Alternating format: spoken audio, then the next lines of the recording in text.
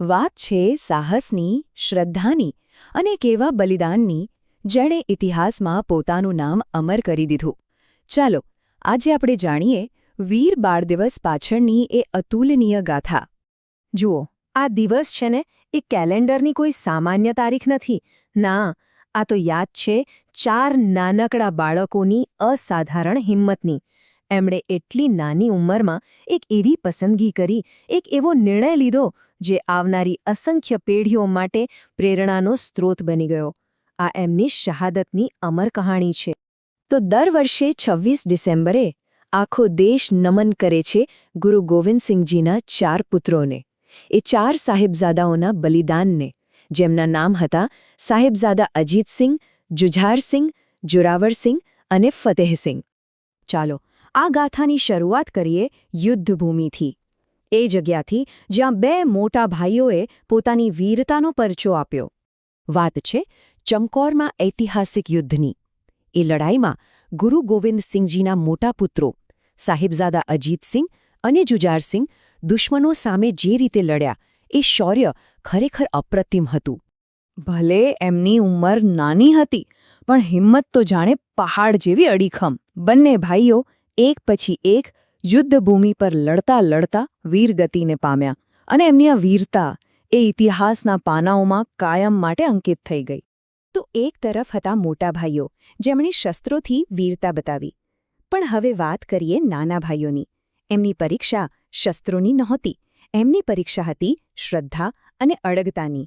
અને કસોટી યુદ્ધના મેદાનમાં નહીં, પણ એક દિવાલ સામે હતી. યુદ્ધના એ માહોલ પછી ગુરુજીના સૌથી નાના પુત્રો, વિચારો, એકની ઉંમર માત્ર 9 વર્ષ, જોરાવરસિંહ, અને બીજાની માત્ર 7 વર્ષ, ફતેહસિંહ. આ બંનેને કેદ કરવામાં આવ્યા, અને એમની એ માસૂમિયત સામે એક અત્યંત ક્રૂર શરત મૂકવામાં આવી. સવાલ એકદમ સીધો હતો: ધર્મ કે જીવન? કાં તો પોતાનો ધર્મ છોડી દો, અથવા તો મૃત્યુ સ્વીકારી લો. જરાક વિચારો તો, આટલી નાની ઉંમરે આવો નિર્ણય લેવો કેટલો મુશ્કેલ હશે. પણ મૃત્યુનો ભય એ 2 માસૂમ ચહેરાઓને ડગમગાવી ન શક્યો. જરાય નહીં. એમણે પસંદ કર્યો શ્રદ્ધાનો માર્ગ. અને એ નિર્ણયની કિંમત શું હતી ખબર છે? જીવતા જ દિવાલમાં ચણાઈ જવું. એમની એ શહાદત આજે પણ ધર્મ પ્રત્યેની અતૂટ નિષ્ઠાનું કદાચ સૌથી મોટું પ્રતીક છે. એમનું આ બલિદાન એ ઇતિહાસની માત્ર એક ઘટના બનીને નથી રહી ગયું. ના, એ તો એક અમર વારસો છે, જે આજે પણ આપણને સૌને માર્ગ બતાવે છે. તો આ બલિદાન આપણને શું શીખવે છે? એ શીખવે છે કે સત્ય અને ધર્મના માર્ગ પર કઈ રીતે અડગ રહેવાય. એ શીખવે છે કે પોતાના જે મૂળભૂત મૂલ્યો છે, જે સિદ્ધાંતો છે, એની સાથે ક્યારેય સમાધાન ન કરાય. અને જુઓ, જ્યારે કોઈ પોતાના સિદ્ધાંતોને વળગી રહે છે ને, ત્યારે જ સાચા અર્થમાં દેશભક્તિ અને સંસ્કૃતિ માટે ગર્વની ભાવના જન્મે છે. સારું, પણ એક સવાલ થાય કે સદીઓ જૂની આ ગાથા આજના સમયમાં, આજના યુગમાં કઈ રીતે પ્રેરણાદાયક બની શકે?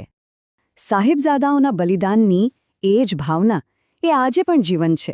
બિલકુલ, એ જ હિંમત, એ જ જુસ્સો આપણને જોવા મળે છે આજના એ બહાદુર બાળકોમાં, જેમને એમના અસાધારણ કાર્યો માટે આખો દેશ સન્માનિત કરે છે. સાચું કહું ને, વારસો એનો એ જ છે, બસ સમયની સાથે ચહેરા બદલાયા છે.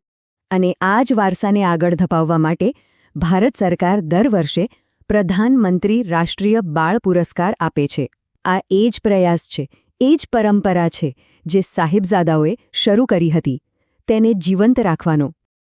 આખી વાતનો સાર કદાચ એક જ વાક્યમાં કહી શકાય: વીરતા ઉંમર નથી જોતી, એ તો ફક્ત હિંમત જોવે છે.